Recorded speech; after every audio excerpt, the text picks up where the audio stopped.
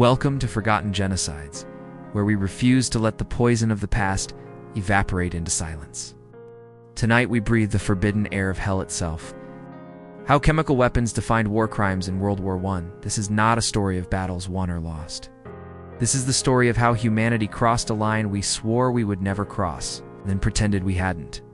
Over the next minutes, we will stand in the Ypres salient as the first chlorine cloud rolls in. We will confront the men who ordered it, the scientists who perfected it, and the world that let it happen again and again. Viewer discretion?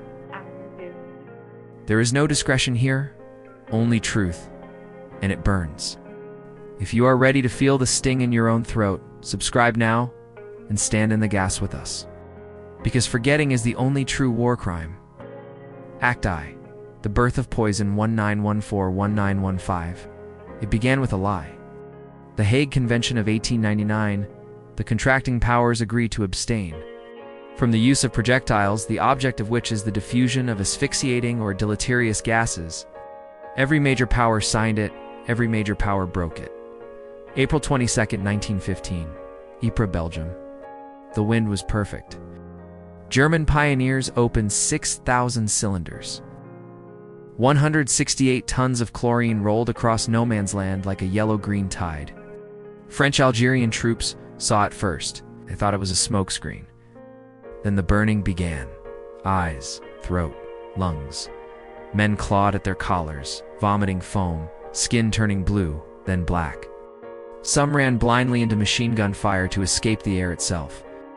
Over 5,000 died that day.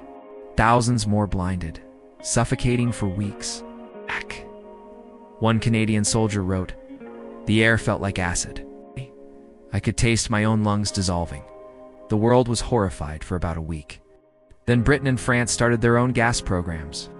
Because once the line is crossed, there is no going back. Act 2. The escalation. Phosgene and mustard 1916-1917. Chlorine was crude. Phosgene was invisible death. Colorless, odorless. 12 times more lethal. It killed slowly lungs filling with fluid over 48 hours. Men thought they were safe, then drowned in their own beds. Then came mustard gas, the king of battlefield terror. Blisters on skin, eyes, lungs.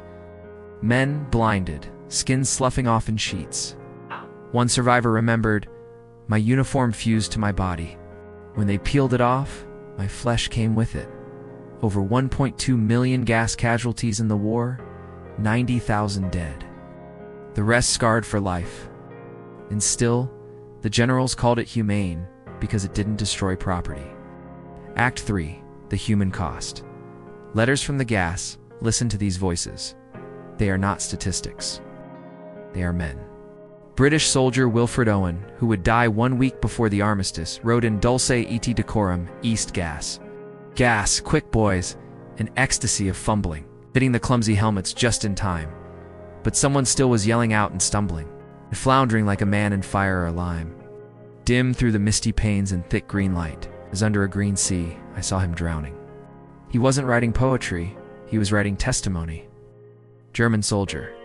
We released the gas and watched the French run into our machine guns. I laughed at first. Then I saw their faces. I have not slept since. Act 4. The scientists in the silence. Fritz Haber, the father of chemical warfare, Nobel Prize winner for ammonia synthesis, feeding the world. Also the man who personally supervised the first chlorine attack at Ypres, his wife. Clara, a chemist herself, begged him to stop. He refused. She shot herself with his service revolver. He left for the front the next day. After the war, Haber helped develop Zyklon be the same gas used in the Holocaust, and the world gave him a Nobel Prize anyway. Act 5. The legacy. From WWI to today. The Hague Convention was dead. Gas was used in the Russian Civil War, by Italy and Ethiopia, by Japan and China, by Egypt and Yemen, by Iraq against Iran and the Kurds, by Syria in the 21st century. Every time the world said never again, every time it happened again, so we allowed the first time to be forgotten. The soldiers of World War I did not die so we could learn the periodic table. They died screaming in gas clouds so we would learn the difference between civilization and barbarism. We failed them. 1.2 million men gassed, 90,000 dead, countless more, blinded, burned, broken. They were not casualties of war. They were the first victims of a new kind of war crime, one that attacked the very air we breathe. We do not tell you this to shock you. We tell you this so you never, ever let the line be crossed again. Because the moment we accept poison as just another weapon, we become the poison. If this video burned your lungs with truth, do not exhale it. Hold it. Let it change you. Like, comment the name of one soldier you will remember. Subscribe, share. Because the only antidote to poison gas is the truth we refuse to forget. The dead are still breathing it, will you?